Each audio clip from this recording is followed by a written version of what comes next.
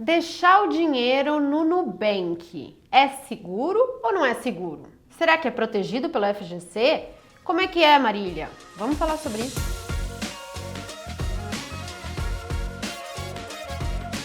O Nubank é um dos bancos que mais crescem hoje em dia. Inclusive, recentemente ele reportou o resultado e surpreendeu bastante, tanto o mercado quanto até os nossos analistas. Mas o que muita gente pergunta quando se fala de renda fixa é se a Nuconta é segura ou não é segura. Será que ela é protegida pelo FGC? Que tipo de risco eu tô correndo? Então vamos lá. Eu fiz uma pesquisa e aqui no próprio site da Nubank ele fala que tem duas modalidades de aplicação na Nuconta. A primeira é essa conta de pagamentos. É importante eu explicar isso. As contas de pagamentos, elas são encaradas de uma forma diferente pelo Banco Central. O Banco Central é que regula a atividade dos bancos. E para que houvesse mais diversificação bancária, para que não houvesse concentração, eles criaram essa modalidade de conta pagamentos, que daí não precisa ter tanta coisa assim envolvida. Mas, no caso da conta pagamento, é obrigatório que o seu dinheiro fique em patrimônio separado do banco, o que é muito diferente de uma conta corrente de um bancão normal, de um Itaú, de um Bradesco. Se o seu dinheiro está no Itaú, está no Bradesco, você tem o risco do banco. Se o Itaú quebrar, vai para o FGC, né? O dinheiro da conta corrente. E aí, se o Itaú quebrar, obviamente o FGC não aguenta, né? E aí teria um problema em relação a isso. Mas o depósito de conta corrente de um banco normal, ele é garantido pelo próprio banco. No caso da conta pagamento, não. Esse depósito, o banco não pode usar esse dinheiro para emprestar dinheiro para outras pessoas. Esse dinheiro é segregado e fica em patrimônio separado do banco. Essa foi uma forma que os legisladores acharam para aumentar a segurança, por exemplo, de uma startup, né, de um banco digital e tal, que quisesse começar, mas que não quisesse ter toda a legislação, a burocracia envolvida. Então, é uma forma de segregar. Então, o que acontece? O seu dinheiro sai do patrimônio do banco e ele fica rendendo numa compromissada do Banco Central. O que é uma compromissada? É um empréstimo que você faz para o Banco Central que ele fica lastreado em títulos públicos. Então, o banco vai lá, compra essa compromissada com lastro em títulos públicos. Se acontecer alguma coisa com o banco, não acontece nada com o seu dinheiro. Para acontecer alguma coisa com o seu dinheiro, o governo teria que quebrar, né? Porque é um título público. Ou seja, essa conta pagamentos é a mais segura que tem, porque no final das contas você está lastreado em títulos públicos, que são os mais seguros da economia.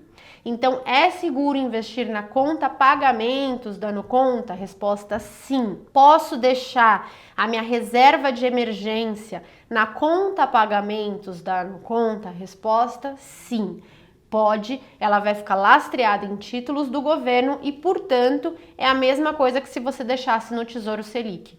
E, portanto, é o investimento mais seguro da economia e vai te dar 100% do CDI, que é a mesma coisa que o Tesouro Selic te daria. Então, pode? Pode. Vão ter os custos, tá? Vão ter os custos normais de imposto de renda, IOF, enfim, todos os custos que você também teria no Tesouro Direto. Mas em relação à segurança, é seguro investir na conta pagamento. Mas a Nubank fez também uma outra modalidade, que é essa aplicação em RDB. O RDB é diferente do CDB, porque o CDB, no limite, poderia ser transferido para um outro investidor carregar até o vencimento. O RDB não. Então, se você fizer um RDB de 1 ano e quiser vender antes do vencimento, você não consegue, porque você não consegue transferir o RDB. Então, você vai ver lá na Nubank que vai ter investir em RDB com liquidez diária para 1 ano, para 2 anos, para 3 anos e para 5 anos, sei lá.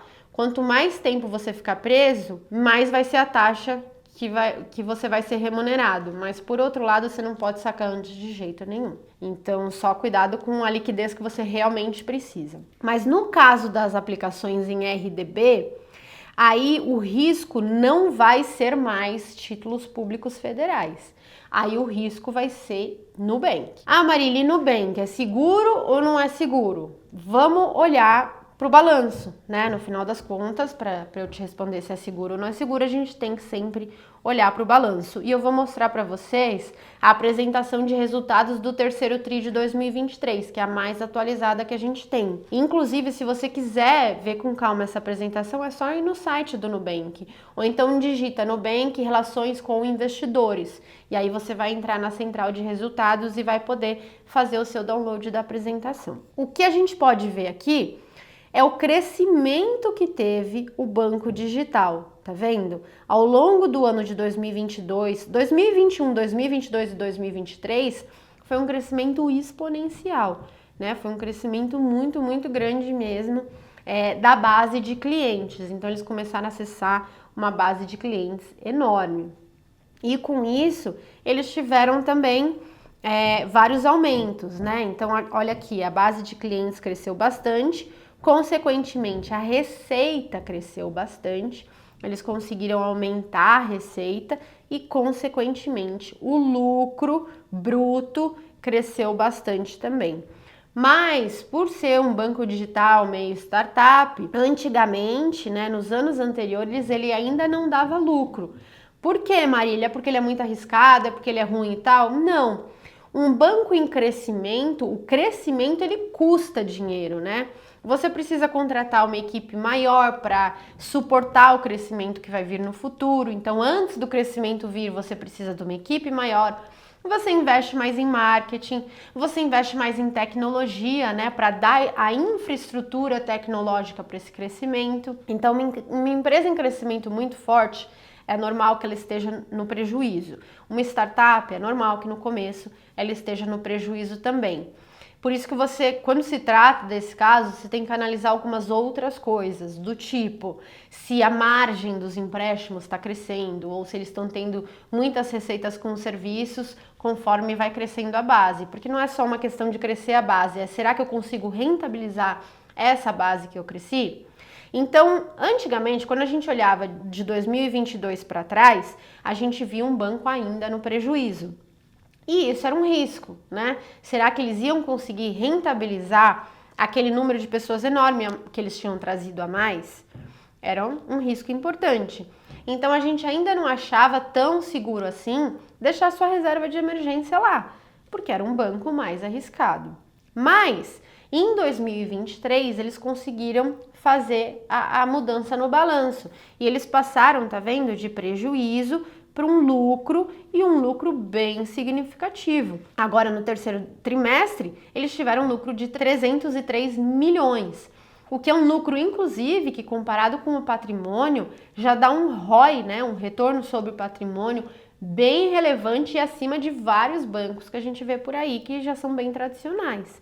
Então, agora, finalmente, eles estão mostrando crescimento e rentabilidade, nos dando aí muito mais segurança. Vamos continuar analisando.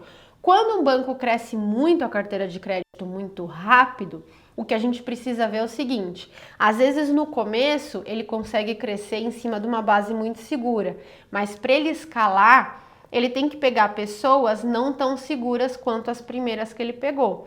Então, uma das coisas que a gente tem que analisar quando o banco cresce muito é a qualidade da carteira de crédito, para a gente ver se esse crédito cresceu numa base segura. Quando a gente olha isso através dos índices de inadimplência, a gente vê que o crescimento foi sim em cima de uma inadimplência um pouco maior.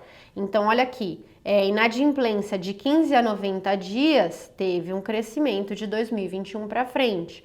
Chegou a bater em torno de 2, por aí que era o que eles costumavam aí, e eles já passaram para o patamar de 4.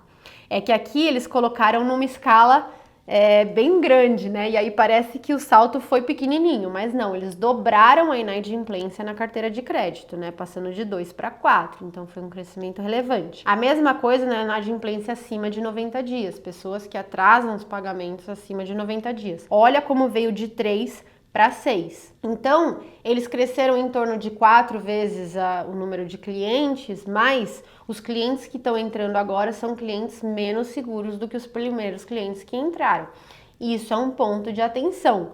Se a gente estivesse, por exemplo, próximo de uma crise, né, numa situação dessas, seria razoável ficar bem de olho aí em como essa carteira vai se desenrolar, porque poderia aumentar muito os defaults mesmo e acabar prejudicando o lucro. Lembrando que quando a carteira está com algum atraso, quando o cliente está com algum atraso, o banco é obrigado a provisionar e isso já bate no lucro. Então o ROI que eles tiveram agora, que foi de 19%, se não me engano, já está contabilizando o aumento de provisão que eles tiveram que fazer por conta desse crédito pior, mas sim, eles estão crescendo em cima de uma base um pouco pior. Então, olha aqui, quando a gente olha o histórico do ROI, né, do lucro sobre patrimônio, a gente vê que antes era até prejuízo, né, mas a partir do terceiro tri de 2022 era 5, depois foi para 9, que ainda é baixo, né? Ainda mais se você compara com a Selic. Mas agora aí no primeiro tri já foi 14, no primeiro tri desse ano, e no segundo tri já foi 19. E agora no terceiro tri já foi 25, então bem acima do CDI. Ou seja, ele piorou a carteira de crédito, né? Ele piorou a qualidade da carteira de crédito, mas ele pode ter também, por outro lado, ou aumentado o spread, né, bancário, quanto ele cobra por essa carteira de crédito, ou ele pode ter, no mesmo cliente, receitado mais coisas, receita de serviços, outros tipos de receita que compensaram a piora na qualidade da carteira. A piora na qualidade da carteira nem sempre é culpa do banco, pode ser simplesmente um contexto de cenário, né? Então a gente teve um aumento de taxa de juros e isso aumentou a inadimplência, o que é totalmente factível, nem sempre é culpa do banco. Mas aí ele também aumenta os spreads e acaba dando um retorno poderoso. Então eu acho que o balanço do banco reflete isso, né? Ele conseguiu mesmo numa adversidade gerar bastante retorno e é isso que faz dele um banco seguro. Então, quando eu deixo meus investimentos em RDB, é seguro? É seguro porque o banco é um banco seguro. Mesmo assim, é um banco que está começando agora. Eu deixaria toda a minha reserva de emergência num RDB da Nubank? Não, porque eu ainda acho que é um pouco diferente, por exemplo, no Nubank da vida de um Itaú e de um Bradesco. O Itaú e o Bradesco estão fazendo a mesma coisa há décadas. O Nubank começou agora, tem muito potencial, acho que vai dar bom, mas né, deixaria tudo? Não, não deixaria tudo. Agora na conta, na modalidade tipo conta pagamentos, sim, sem problema nenhum. Ah, Marília, então quais são as outras opções de deixar a minha reserva de emergência? Eu fiz um vídeo sobre isso, eu vou colocar aqui em cima e aí eu falo quais as propriedades que uma reserva de emergência tem que ter e quais as alternativas posto essa propriedade, tá bom? Beleza, pessoal? Gostaram desse vídeo? Tem algum outro banco, alguma outra conta de pagamentos que vocês querem que eu analise? Fala aqui e eu faço um vídeo na próxima semana para vocês. Muito obrigada e até a semana que vem.